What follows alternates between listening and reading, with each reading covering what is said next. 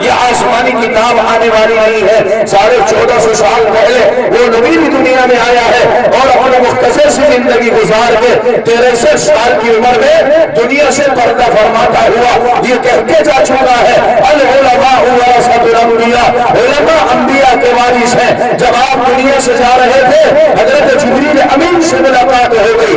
اے اللہ کے نبی صلی اللہ علیہ وسلم آپ کو اللہ بلا رہا ہے. یہ کون کہہ رہا ہے؟ جبریل امین. اللہ کے نبی صلی اللہ علیہ وسلم نے فرمایا جبرائیل شوق تو بہت ہے کہ اللہ کا دیدار ہو جائے اور اللہ کے یہاں چلا جاؤں، لیکن میری امت کا کیا ہوگا، میرے بعد میری امت کا کیا ہوگا؟ آقائے نامدار محمد رسول اللہ صلی اللہ علیہ وسلم کا یہ درد حضرت جبریل امین نے سنا. اللہ کے یہاں واپس چلے گئے اور جا کر کے عرض کیا اے اللہ تبارک و تعالیٰ تیرا حبیب کے ایک فکر اور درد میں مبتلا ہے. وہ کون سا درد ہے، وہ کون سا فکر ہے کہ آنا تو چاہتا ہے، تو اس سے ملاقات کا بڑا منتظر ہے، لیکن دل میں ایک درد ہے کہ میرے بعد میری امت کا کیا ہوگا. اللہ تعالیٰ نے فرمایا جبرائیل جا کر کے کہہ دو تمہاری امت کو ہم کبھی بھی اکیلا نہیں چھوڑیں گے. کہو سبحان اللہ. تمہاری امت کو ہم کبھی بھی اکیلا نہیں چھوڑیں گے. اے اللہ کیا رکھیں گے کہ ہمارا کلام ہمارا قرآن ان کے درمیان میں رہے گا. تمہارے افعال اقوال اور تمہارے کردار اور تمہارے طریقے تمہاری ادائیں تمہاری صورتیں سب ان کے درمیان میں رہیں گی. جو آدمی تم سے محبت کر کے دنیا سے آئے گا وہ ہمارا محبوب ہو جائے گا. یہ اللہ فرما رہا ہے. یعنی کہ انسان کی کامیابی کا معیار نبی پاک صلی اللہ علیہ وسلم کی محبت. اللہ ہم سب کو نصیب فرمائے. حضرات صحابہ کی مقدس جماعت کہ جن کو زمین پر رہتے ہوئے اللہ تبارک و تعالیٰ نے قرآن کریم کی زبانی رضی اللہ تعالیٰ عنہ مجمعین کا لقب سنا دیا کہ میں تم سے راضی ہو گیا. وہ کتنا خوش نصیب بندہ ہوگا کہ جس سے اللہ یوں کہہ دے کہ میں تم سے راضی ہو گیا. ہر آدمی تمنا کرتا ہے اس جملے کی کہ نہیں کرتا؟ ہاتھ اٹھا کے بتائیں کون کون کرتا ہے؟ سبھی کرتے ہیں کہ اللہ ہم سے راضی ہو جائے، کیونکہ دنیا اور آخرت کا سب سے بڑا انعام اور سب سے بڑی دولت یہ ہے کہ اللہ کسی نہ کسی طرح راضی ہو جائے. اب آپ یہاں جلسہ سننے بیٹھے ہیں، دنیا کا نہ کوئی کاروبار ہے، نہ تجارت ہے، نہ دکان ہے، نہ کوئی میلہ، نہ تماشا. اللہ کی قسم آپ قرآن کی محبت میں بیٹھے ہیں، رضائے الہی مقصود ہے. ہو نہیں سکتا کہ قرآن کریم کی نسبت پر آپ جمع ہو اور اللہ محروم چھوڑ دے. آقائے نامدار محمد رسول اللہ صلی اللہ علیہ وسلم نے ارشاد فرمایا کہ جو میرے بندے، اللہ فرماتا ہے جو میرے بندے میری محبت میں بیٹھ جائیں اور وہ میرے دربار میں آرزو کرے اور تمنا کرے، مجھے حیا آتی ہے کہ ان کو خالی ہاتھ لوٹا دو، مجھے حیا آتی ہے کہ ان کو محروم چھوڑ دو. میرے بھائیو حضور اکرم صلی اللہ علیہ وسلم نے حضرات صحابہ کی ایسی تربیت کی اور حضرات صحابہ نے بھی ایسا حق ادا کیا کہ اللہ تعالیٰ کو آپ کی شان میں کہنا پڑا اولئک هم المفلحون، یہی کامیاب ہونے والے ہیں. اولئک هم الراشدون، اولئک هم الفائزون، اولئک الذین امتحن اللہ قلوبهم للتقوی. کہ یہی وہ جماعت ہے کہ جن کے دلوں کو ہم نے پاکیزگی اور تقوی اور طہارت کے لیے منتخب کر لیا. حضرات صحابہ کے اندر سب سے بڑی کارکردگی کیا تھی کہ جس کی بنیاد پر اللہ تعالیٰ نے حضرات صحابہ کو کامیاب کیا ہے؟ یہ طالب علم آپ کو بتانا چاہ رہا ہے حضرات صحابہ کے اندر ایک کوالٹی موجود تھی، کاش کہ وہ ایک ایک امتی کے دل میں پیدا ہو جائے. کہہ دو آمین انشاءاللہ. وہ تھی اللہ کے نبی صلی اللہ علیہ وسلم کی عشق کی چنگاری، آپ سے محبت کی چنگاری ایک ایک صحابی کے دل میں موجود تھی. چنانچہ ہمیں نمونے دیکھنے کو ملتے ہیں تاریخوں میں، علماء کرام کی زبانی اور کتابوں میں، حدیثوں میں حضرات صحابہ کے وہ کردار، وہ جانشاری، وہ قربانیاں ہم سب کو نظر آتی ہیں. علماء کرام بتاتے ہیں مسجد نبوی میں حضور اکرم صلی اللہ علیہ وسلم بیٹھے ہیں، تشریف فرما ہے. حضرات صحابہ جیسا کہ آپ جم غفیر یہاں بیٹھا ہے، حضرات صحابہ سامنے بیٹھے ہیں. اللہ کے حبیب تشریف فرما ہوئے آپ نے آ کر کے ارشاد فرمایا میرے پیارے صحابہ بیٹھ جاؤ. کیا اعلان فرمایا؟ جب سے جلسہ شروع ہوا ہوگا نہ جانے کتنی مرتبہ کہا گیا ہوگا ذرا آگے کو ہو جاؤ، ادھر کو ہو جاؤ، بیٹھ جاؤ، سڑک جاؤ. کہا جاتا کہ نہیں کہا جاتا؟ آقائے نامدار محمد رسول اللہ صلی اللہ علیہ وسلم نے حضرات صحابہ سے ارشاد فرمایا فرمایا میرے پیارے صحابہ بیٹھ جاؤ. ابھی آپ کو ایک مرتبہ کہنا ہی تھا کہ سارے صحابہ بیٹھ گئے اور اتفاق سے تقریر شروع نہیں فرمائی. آپ کو کسی کام سے جانا پڑ گیا, آپ کو بٹھانے کے بعد کسی کام سے جانا پڑ گیا. آپ اپنی کرسی چھوڑ کر برابر سے جیسے نکل کے چلے مسجد نبوی کے دروازے میں. ایک صحابی اس انداز سے بیٹھا ہے کہ ایک قدم اس کے دروازے کی اوپر کی پہلی پر ہے اور ایک قدم نیچے کی زمین پر ہے. اسی حالت میں بیٹھا ہے. اللہ کے حبیب نے سر کے اوپر ہاتھ رکھ کے فرمایا اے میرے پیارے تو اس حالت میں کیوں بیٹھ گیا؟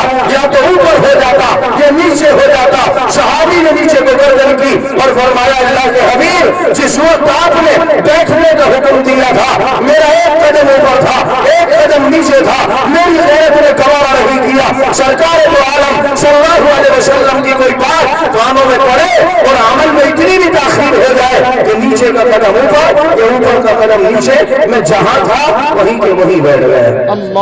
یہ جذبہ حضرات صحابہ کرام کے درمیان تھا. اللہ پاک ہم سب کو نصیب فرمائے. میرے بھائیوں غزوہ تبوک کا موقع آیا, غزوہ تبوک کا موقع آیا.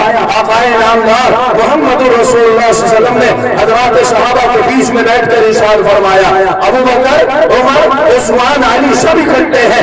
آپ نے ارشاد فرمایا میرے پیاروں ہمیں ایک بہت بڑے محاذ پر نکلنا ہے, ایک بہت بڑے مقابلے پر نکلنا ہے اور مقابلے کے لیے ساز و سامان چاہیے کہ نہیں چاہیے؟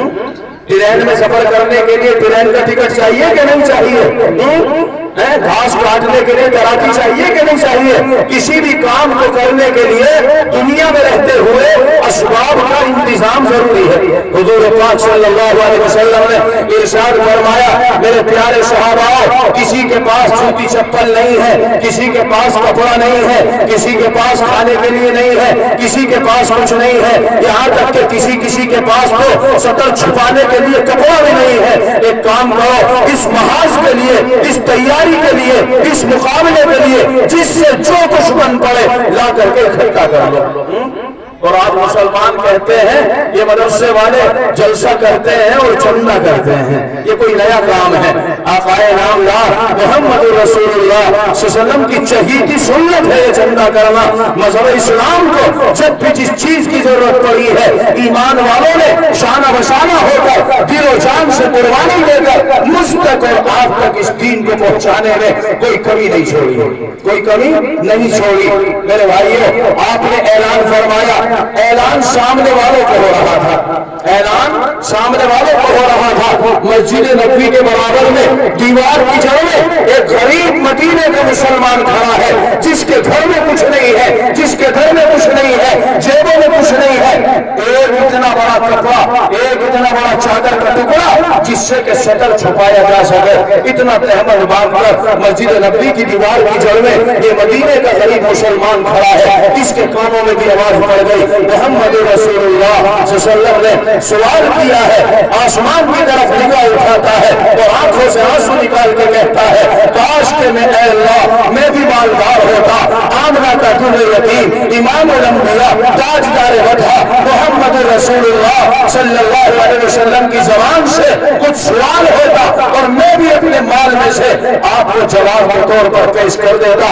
لیکن یہ غریب صحابی ابھی اپنے دل کے اندر یہ خیال لا رہا ہے, اپنی زبان سے یہ اعلان کر رہا ہے کاش کہ میں بھی مالدار ہوتا, میں بھی کچھ نہ کچھ دے دیتا. جن صحاباؤں کے پاس کچھ تھا وہ لا لا کر کے دینے لگے. اس کو دیکھ کر بڑا ملال آیا کہ ایسا مہنگی غریب بچا جس کے ہاتھ سے نبی کے لیے کچھ نہیں ہوگا. آخرکار اس کے جذبے کو دیکھیے چتیلے کے مسلمانوں, اس کا جذبہ دیکھو غریب مدینے والے کا. میرے بھائیو اپنا محلہ چھوڑ کر دوسرے محلے میں چلا گیا. کہاں چلا گیا؟ دوسرے محلے میں چلا گیا. رات کی اندھیری ہے, مغرب کے بعد کا وقت ہے. اس نے اعلان کرنا شروع کر دیا, اعلان کرنا شروع کرا ہے کوئی جو مجھے مزدوری پر رکھ لے, اپنے کام گھر کا کوئی کام کرا لے, اپنا جنگل کا کوئی کام کرا لے, باغ کا کوئی کام کرا لے. ایک یہودی اندر سے نکل کر کے آیا، کہنے لگا بھائی کیا کام جانتے ہو؟ کہ جی جو کام تم دیتے میں وہی کام کر لوں گا۔ مقصد یہ تھا کسی کام میں زیادہ ماہر نہیں تھا، لیکن جو کام بھی سامنے آئے گا اسی کو کرنے کی ہمت کر لوں گا۔ صحابی کی زبان سے جب یہ نکلا کہ جی آپ کام بتائیں میں سبھی کام جانتا ہوں، تو اس یہودی نے کہا میرے مکان کے اندر ایک دیوار کھڑی ہوئی ہے۔ پچھلے زمانے میں اس وقت میں اینٹوں کی دیوار اس طرح نہیں تھی، پتھروں کو چھانٹ کاٹ کر کے دیوار بنائی جاتی تھی۔ فرمایا کہ میرے گھر میں ایک دیوار ہے اور وہ ٹیڑھی ہو رہی ہے، اس پتھر کی دیوار کو پہلے اتارو اور پھر اس کو برابر کر کے سیدھا کر دو۔ یہ کام تو کرو گے کہ نہیں کرو گے؟ صحابی مچل کے کہنے لگا میں اس کام کو آسانی کر لوں گا۔ چنانچہ وہ صحابی گھر کے اندر داخل ہو گیا، مالک تو کام بتا کر سو گیا، رات کا وقت تھا۔ تاریخ میں ہے، علماء کرام فرماتے ہیں یہ صحابی پوری رات تک اس دیوار کے کام کو کبھی ادھیڑتا ہے اور کبھی بناتا ہے۔ جب مکمل دیوار تیار ہو گئی، اس نے اس سے یہودی سے کہا، مالک سے کہا لو جی تمہاری دیوار سیدھی ہو گئی، اب مجھے مزدوری دے دو۔ پوری رات کی مزدوری اس وقت میں کتنی مل رہی ہے؟ اگر دن میں 500 روپے کی مزدوری ہے تو رات کے کام کے 1000 ہے، سیدھے سیدھے ڈبل ہو جاتے ہیں کہ نہیں ہو جاتے ہیں؟ رات کی مزدوری الگ ہے، دن کی مزدوری الگ ہے، لیکن صحابی کا زمانہ دیکھیے، آج اللہ نے کتنی نعمتوں سے ہمیں نوازا ہے۔ اسی لیے تو قرآن کو کہنا تھا وَإِن تَعُدُّوا نِعْمَتَ اللَّهِ لَا تُحْصُوهَا، اللہ خود فرماتے ہیں اگر تم میری نعمتوں کو شمار کرنا چاہو گے تو ہرگز نہیں کر سکتے ہو۔ صبح شام اٹھتے بیٹھتے چلتے پھرتے نہ جانے کتنی نعمتیں ایسی ہیں جن کو ہم استعمال کر رہے ہیں اور پتہ بھی نہیں چل پا رہا ہے۔ میرے بھائیو، اللہ نے میرے اور آپ کو جسم پر کیسی خوبصورت 2 آنکھیں دی ہیں، 2 کان دیے ہیں۔ خدا کی قسم اگر آج